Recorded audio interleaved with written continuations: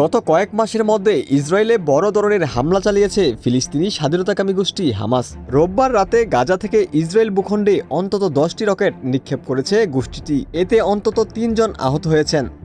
হামাসের সামরিক শাখা কাসাম ব্রিগেড হামলার সত্যতা নিশ্চিত করেছে। তারা বলেছে, গাজা উপত্যকায় নিরীহ ফিলিস্তিনিদের উপর ইসরায়েলের বর্বর হামলার জবাবে রকেট ছোড়া হয়েছে।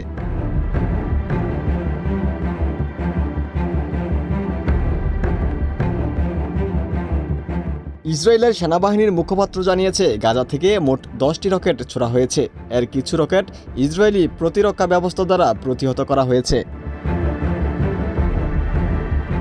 রকেট হামলার সময় আশদোদ, আশকেলন এবং আশেপাশের কয়েকটি এলাকায় সাইরেন বেজে ওঠে।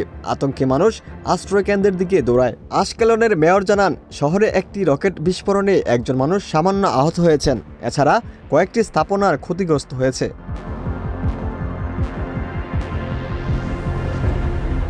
হিব্রু চ্যানেল 13 জানিয়েছে, আশকেলনের রকেট হামলায় অন্তত 3 জন আহত হয়েছেন। তাদের হাসপাতালে ভর্তি করা হয়েছে। চ্যানেল 13 দাবি করেছে, এই রকেটগুলো ছোড়া হয়েছে দেইর আল বালাহ এলাকা থেকে, কিন্তু ইসরায়েলি সেনাবাহিনীর মতে সেখানে তখন কোনো সামরিক তৎপরতা ছিল না।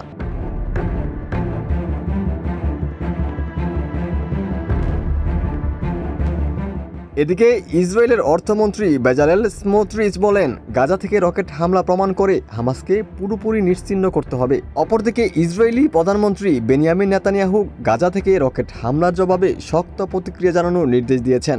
রোববার গাজা উপত্যকা থেকে প্রায় 10টি রকেট ছোড়া হয় বলে তার কার্যালয় জানায়।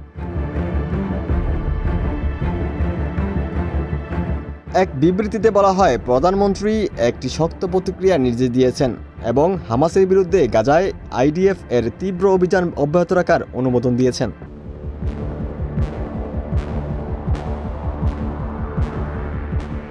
এই ঘোষণা দেওয়ার সময় নেতানিয়াহু ওয়াশিংটনে যাওয়ার পথে বিমানে ছিলেন। তিনি সেখান থেকেই প্রতিরক্ষামন্ত্রী ইসরায়েল কাটজের সঙ্গে কথা বলেন।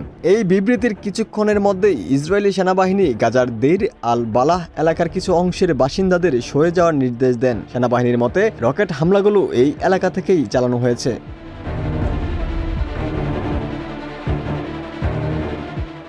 এদিকে গেল 20 দিনে গাজায় নিহত হয়েছে 490 শিশু। উপত্যকাটির মিডিয়া অফিস বলছে, পরিকল্পিতভাবে শিশুদের হত্যা করেছে ইসরায়েলি সেনারা। রোববারও তাদের হাতে শিশুসহ অনেক ফিলিস্তিনি হতাহত হয়েছেন।